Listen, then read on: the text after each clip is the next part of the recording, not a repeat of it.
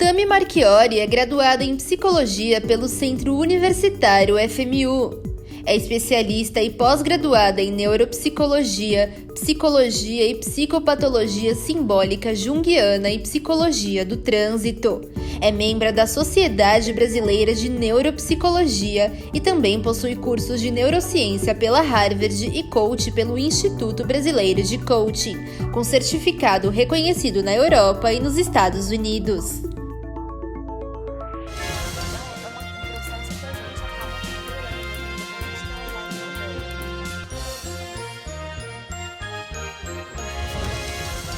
Boa noite. O nosso programa de hoje vamos falar sobre Alzheimer.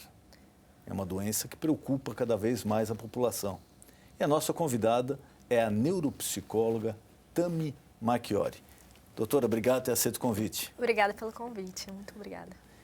Então, Alzheimer, né? Parece que é um nome complicado, mas que está ficando comum, né? Porque, eu conheci fulano que está com Alzheimer, ou o pai de fulano, ou o avô de fulano está com Alzheimer agora. Assim, cientificamente falando, né? O que vem a ser o mal de Alzheimer? Ok. O mal de Alzheimer é uma demência, né? E o que caracteriza o mal de Alzheimer, né? Então, é uma doença neurodegenerativa. Então, é a morte dos neurônios, né? Então, a gente vê com a morte dos neurônios a pessoa perder quem ela é, perder a personalidade, as memórias, ao longo do tempo, os movimentos, controle de urina, de fezes. Então, a pessoa vai realmente perdendo tudo, né? Então, acho que aí já é um primeiro detalhe para o leigo, né? Falando, sim, e acho que a maioria da população também não entende cientificamente o que é. Não é só a perda da memória. Não, de forma nenhuma. É a morte dos neurônios, né? Então, a gente tem várias fases do Alzheimer, que as pessoas conhecem mais por causa da perda da memória, né? Exato. Que é um dos principais particularmente sintomas. pensava que fosse exclusivamente a perda da memória. Não. É o principal sintoma, assim. As pessoas conhecem o Alzheimer por causa da questão da perda da memória. A primeira pessoa perde essa memória recente, né? De coisas que acabaram de acontecer, mas outras coisas também. Então, a pessoa vai perdendo a personalidade dela, depois tem uma dificuldade da habilidade espacial, né? De engolir, de falar, os movimentos e também afetando depois até o controle de urina, de fezes, até a pessoa não conseguindo fazer mais nada ao longo do tempo. A senhora comentou a memória assim, mais recente, né? Sim. Isso eu presenciei alguns casos e parece que é o mais comum mesmo. A pessoa ela não lembra, de repente, o que ela comeu no dia anterior, o que ela almoçou, jantou no dia anterior, mas se você perguntar uma coisa de 50 anos atrás, ela lembra com detalhes, assim, com uma riqueza de detalhes impressionante. Um parente meu, que já é falecido, passou por isso. Você perguntava o que ele tinha almoçado no horário do jantar, ele não lembrava, mas falava, olha, me conta aquele caso, quando você, há 50 anos... Ele contava tudo, mas detalhe impressionante, sem esquecer de nada. Isso acontece porque o Alzheimer afeta principalmente uma região que chama hipocampo, que é totalmente relacionado com a questão das memórias recentes. Em realmente gravar isso, né, para isso se tornar...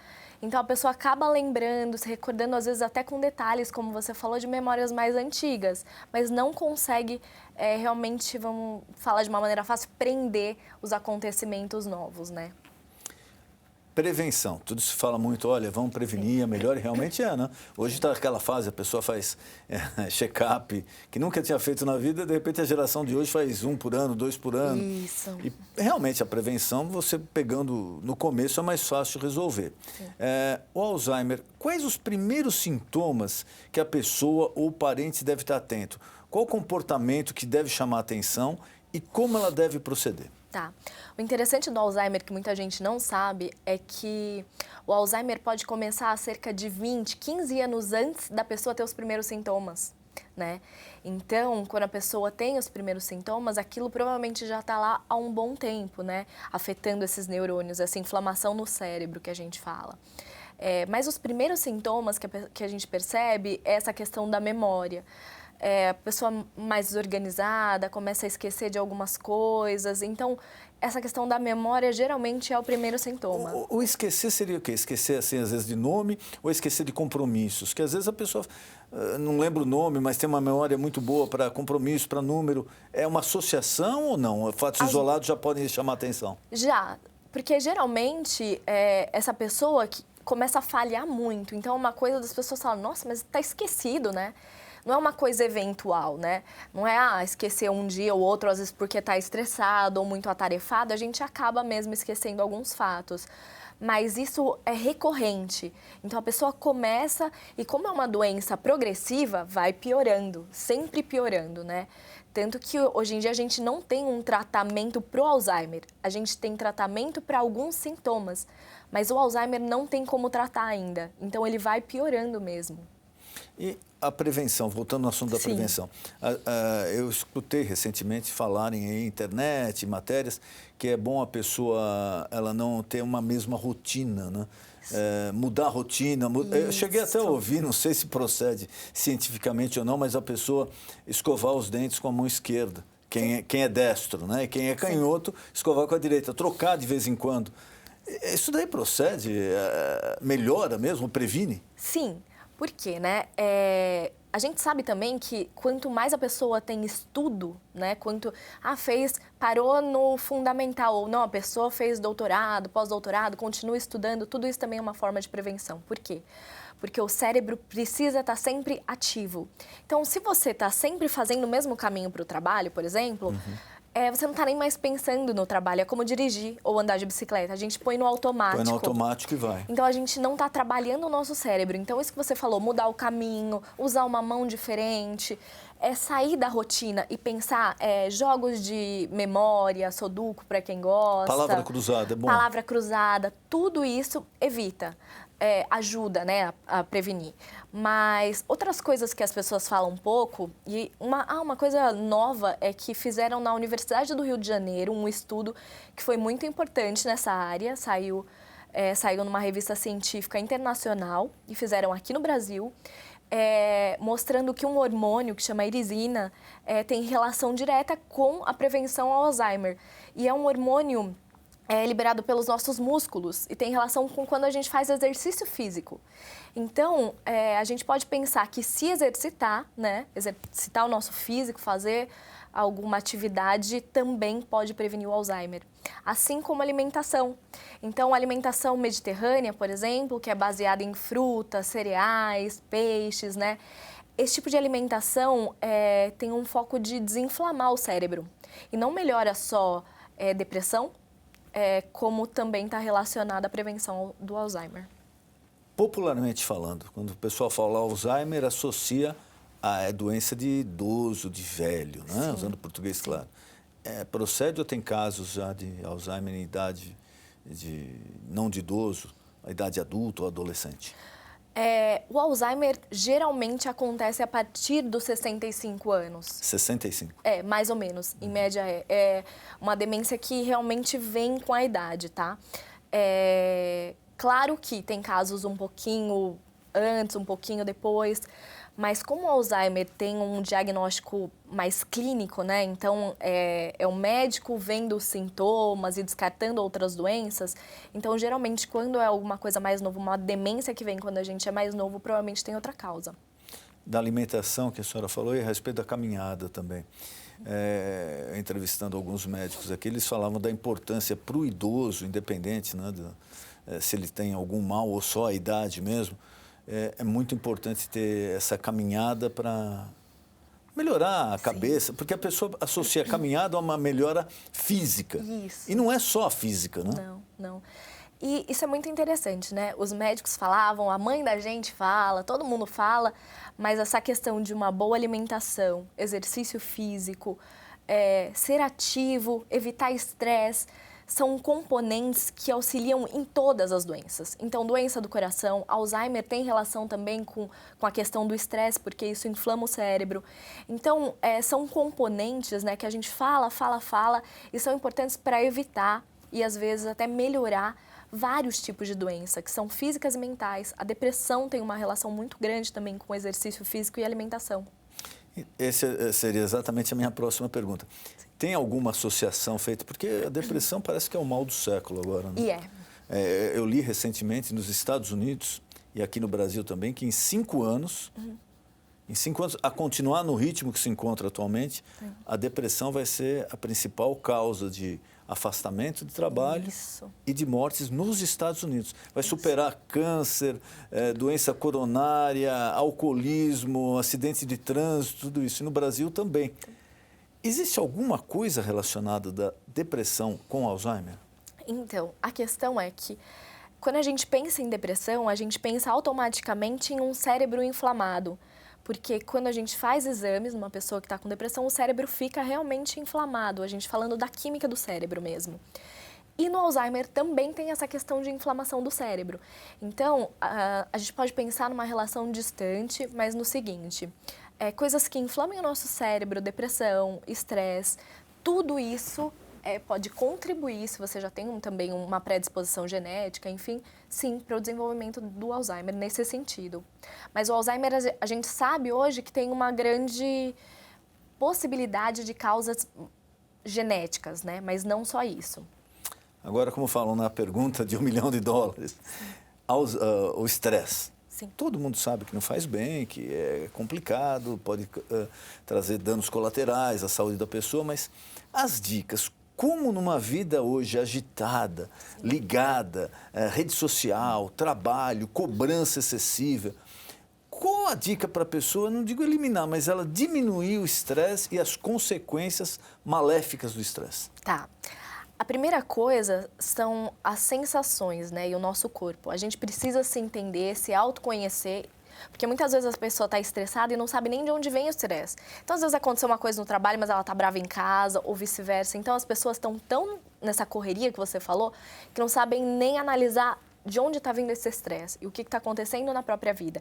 Então, é muito importante se autoconhecer, entender de onde está vindo o estresse, porque esse é o primeiro ponto para você conseguir ou evitar ou melhorar essa situação, tá? Porque ninguém consegue, a longo prazo, ter uma situação de estresse em cima, né? Porque isso vai prejudicar, vai dar gastrite, vai dar dor de cabeça, enxaqueca, depressão, enfim. Isso pode, às vezes a pessoa está num trabalho que é muito estressante e fala, não, mas eu preciso disso para viver, eu não posso sair, né, preciso pagar minhas contas. Mas não é bem assim, né? O que está estressante no seu trabalho? São as pessoas, é a função, o que está acontecendo? Analisa a fundo o que está acontecendo para você conseguir ou mudar essa função, ou conversar com o seu chefe, ou resolver com essa pessoa que está te deixando estressado. As situações tem resolução, né? Mas a gente precisa entender o foco do estresse. E depois, claro, né? A gente sabe que tem que ter uma balança, um equilíbrio. Então, você não pode estar em funções que são extremamente estressantes e ponto. Se você tiver em situações estressantes, alguns estudos mostram, mas você também tiver em contrapartida pessoas bacanas ao seu redor, né, uma rede de pessoas legais que te agreguem, te acrescentem, também fizer exercício físico, também tiver atividades de lazer que você goste, tudo isso entra na balança e acaba deixando o estresse um pouco mais baixo, ainda que você viva situações estressantes, né? Então, acho que o caminho é esse, é se autoconhecer, entender, tentar diminuir as situações que te tragam estresse, mas também balancear com coisas boas e prazerosas na sua vida. Aquela história que o pessoal fala, não, uma hora você tem que desligar, né? Uma hora você tem que parar. Eu conheço gente que consegue e eu conheço gente que não consegue. Que não consegue, o exemplo sou eu. Sim. É muito fácil falar, mas na prática você não consegue executar. Sim. E parece que isso daí vai acumulando, né? Sim. Às vezes, o que é necessário para fazer? Férias, sair, hobby, passeio, o que funciona mais? Tá. O que funciona mais vai depender de pessoa para pessoa. Mas sabe o que é importante? Quando a gente não consegue desligar é porque a gente tem muitas obrigações. Então, às vezes, a gente precisa inserir essa coisa prazerosa, esse hobby, essas férias, à força na vida. Colocar na sua agenda o seu horário de descansar. Colocar na sua agenda o seu horário de fazer o seu hobby e tornar isso tão importante na sua agenda quanto os outros momentos que são obrigações. Quanto a reunião que você tem. Quanto a reunião que você tem. Então, é uma coisa de moldar o pensamento e a gente entender que não é uma questão de preferência. Você não tem como escolher se você vai fazer isso ou não, porque em algum momento a sua saúde vai te chamar, ou a sua saúde mental, ou a sua saúde física, e vão te obrigar a parar. Ninguém consegue fazer isso por muito tempo, né? Tem um psiquiatra que eu gosto muito que cita um exemplo de um secador de cabelo. Quando você põe no 220, é um secador que é 110, né? Daí ele fala, você tem aquele pico de adrenalina. Então você vai, trabalha, faz. De repente, acaba. Você cai, ó. E é a mesma coisa que o ser humano. Você vai trabalhar, você vai fazer tudo enlouquecidamente. Mas em algum momento, vai desligar seu secador, porque você não tem força para isso e vai cair. Uma diferença, uma dúvida que as pessoas têm, principalmente quando a gente fala de Alzheimer, né? Sim. Porque meu pai teve, ou meu avô teve, ou na minha família alguém já teve. Qual é a diferença entre uma falta de memória aceitável e uma falta de memória que já pode estar associado a coisas mais graves? E como a pessoa nota isso? Tá. No começo é muito difícil notar essa diferença, né? Porque é uma coisa pouca que pode estar acontecendo por outros fatores. Mas o interessante é notar isso junto com outros sintomas e, independente de ser Alzheimer ou não, se essa falta de memória está atrapalhando a vida dessa pessoa, tem que procurar um médico ou tem que procurar, como você falou um pouco antes, hoje em dia existe check-up mental. Então, é uma coisa muito interessante para as pessoas fazerem anualmente, ou se está vendo que está com algum problema, seja ele qual for a causa, se for Alzheimer ou não, é importante procurar ajuda para qualquer coisa que esteja atrapalhando a sua vida, as suas funções. Como é esse check-up mental? Agora eu fiquei curioso. Claro. Esse check-up mental, ele é baseado em avaliar a parte cognitiva da pessoa, então avalia memória, avalia atenção, avalia QI, inteligência fluida, cristalizada. Então avalia toda essa parte cognitiva, né, que pode estar afetando a vida da pessoa, mas não só isso. Avalia também personalidade, para a pessoa saber os pontos fortes, aqueles que precisam melhorar. Então, às vezes, a pessoa está com algum problema de relacionamento no trabalho ou em outros lugares, pode avaliar isso no check-up mental. Avalia habilidades sociais dessa pessoa, avalia depressão, ansiedade e estresse. Isso tudo com um profissional, logicamente, né? Credenciado, capacitado. Exatamente. Mas existe alguma parte dessa que é feita instrumentalmente? Uma apuração Todas, instrumental? todas. Todas são instrumentais? Todas as partes são instrumentais feitas por testes que são validados. Pelo CFP. Eu pergunto porque às vezes tem pessoas que falam, olha, eu gostaria de fazer, mas eu não quero me abrir com um psiquiatra, psicanalista. Não. Sim, então, isso é uma dúvida, né? Claro, não é feito dessa forma. Claro que a pessoa tem que se abrir, tem uma anamnese que é feita no começo, porque às vezes a pessoa está tomando um medicamento que pode estar afetando a memória e a atenção. Então, o profissional tem que ter essa anamnese para entender a dinâmica da pessoa. Mas todos os testes a pessoa faz, daí tem os resultados que são numéricos mesmo, são quantitativos, e depois sai um laudo para a pessoa com todos os resultados, e dependendo dos resultados, o que é interessante essa pessoa fazer. Como um check-up físico mesmo. É importante eu particularmente não sabia que existia check-up mental. Sim. Mas aí vai a dica, se você nota algum desses sintomas, seria interessante se você tiver a possibilidade, procurar um profissional e realizar, porque tudo no começo é mais fácil de se prevenir, né? Com certeza. O uso de aparelhos eletrônicos, por exemplo. Hoje em dia a mocidade, né, já está com celular ali com 8, 9 anos de idade, e tablets, sim, e computador, e rede social, e etc, etc. Muito se falou sobre a diminuição da capacidade cognitiva disso. Sim. Realmente acontece? Como agora voltado um pouco mais para os pais, né? Porque isso pode dar um problema lá na frente, né? Mas sim, como os pais devem proceder e nas idades, assim, já adolescência e pré-adolescência, como eles devem cuidar desse assunto? Com limite. Uma coisa que eu falo que é interessante, falo muito da tecnologia, né? Mas se a gente pensar, por exemplo, às vezes seu filho, pré-adolescente, adolescente, ele não quer comer verdura, ele não quer ir para a escola. Mas tem que ir. Tem que comer. Tem que comer, né? Por ele, às vezes, ele comeria só miojo e chocolate, mas você não deixa. Com a tecnologia é o mesmo princípio. Então, não tem como a gente tirar a tecnologia hoje das crianças, porque é o mundo que elas estão inseridas, ou dos adolescentes, né? O mundo deles. As escolas, as melhores escolas hoje, infelizmente as escolas públicas não, mas as escolas hoje têm computadores nas salas, então isso está inserido, faz parte do mundo deles, não tem como a gente tirar isso.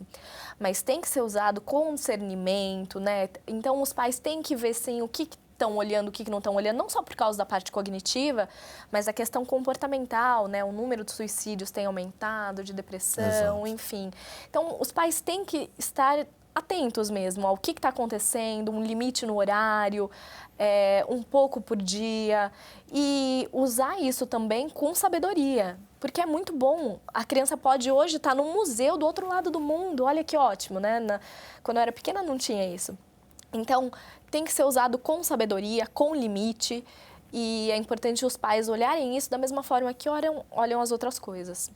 Voltando ao caso já do Alzheimer, eu me lembro de um caso, até num prédio onde um amigo morava, que um senhor, ele com Alzheimer, ele saiu de casa, parou um táxi, entrou no táxi e não soube explicar onde ele queria ir, etc, etc.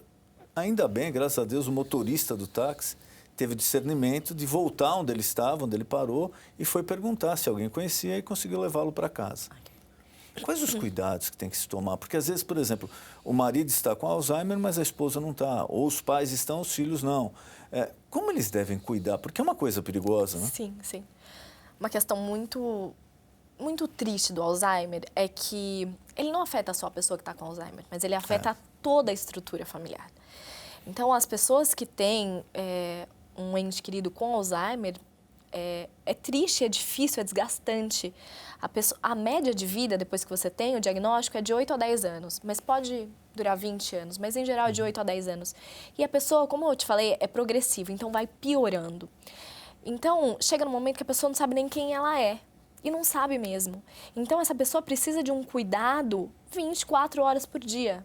Ótimo para as pessoas que têm uma condição financeira de ter um cuidador e deixar essa pessoa dentro de casa.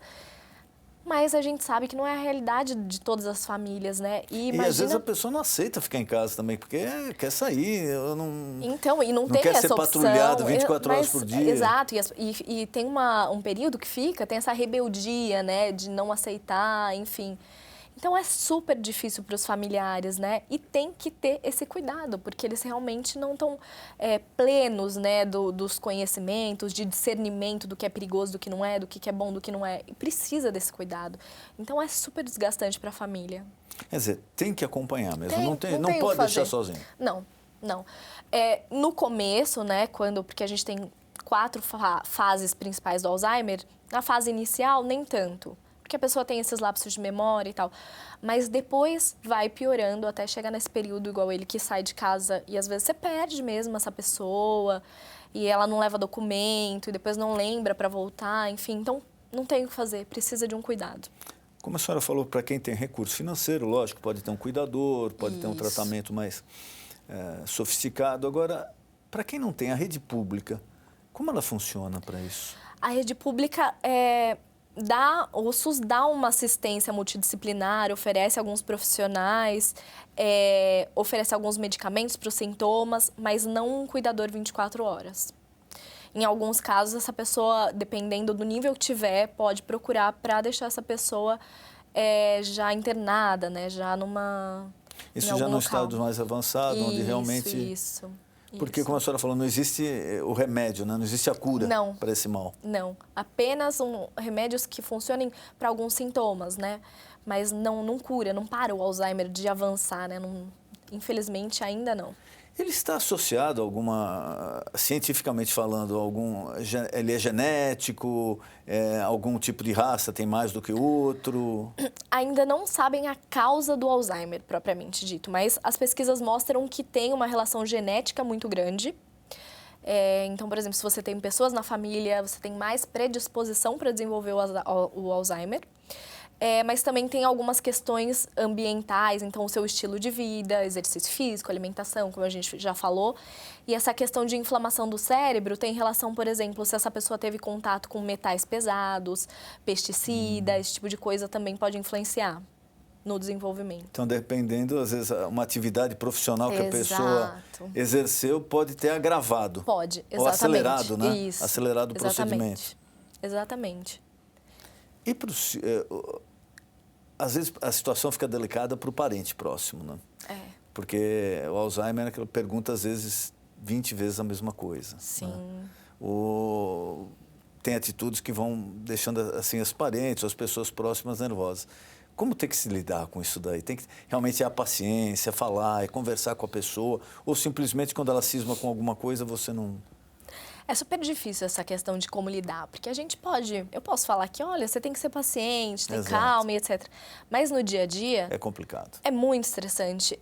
Eu tive uma colega de profissão que o pai dela teve Alzheimer, em determinado momento ela tinha filhas pequenas em casa e ele se masturbava na sala, fazia cocô e xixi em qualquer lugar e ela tinha filhas pequenas. Então, sim, a pessoa tem que ter paciência, óbvio, tem que ter calma, a pessoa não está em plena consciência, mas é super difícil, é pesado para os familiares. Um parênteses, a senhora estava falando, eu lembrei do caso de um pai de um conhecido que ele ia até o supermercado e urinava nas gôndolas. Isso. Então, o pessoal do supermercado, lógico, uma vez, 2 vezes, teve paciência, depois uma hora proibiram de entrar, porque... Exato. Imagina lidar com uma situação dessa. Todos os dias, né? Dia e noite. Você dormir preocupado se ele vai acordar, vai se machucar ou vai machucar alguém. Então, é super cansativo, é muito desgastante para as pessoas. Eu recomendo muito que os familiares passem, se tiverem condições, por psicoterapia, para terem esse acompanhamento psicológico. Porque ainda que a gente saiba que é necessário ter paciência, ter tudo isso, somos humanos. É difícil e muitas vezes os familiares não têm só aquela função de cuidar dessa pessoa. Tem que trabalhar, ou tem que cuidar dos filhos, tem que fazer outras coisas. Já tem os problemas dele. Então, é super difícil e pesado e tudo bem se essa pessoa não conseguir lidar com tudo isso sozinha. É importante procurar essa ajuda. Os parentes também, né? A gente fala muito da ajuda para a pessoa que está passando pela doença. Mas o parente sofre também. Muito.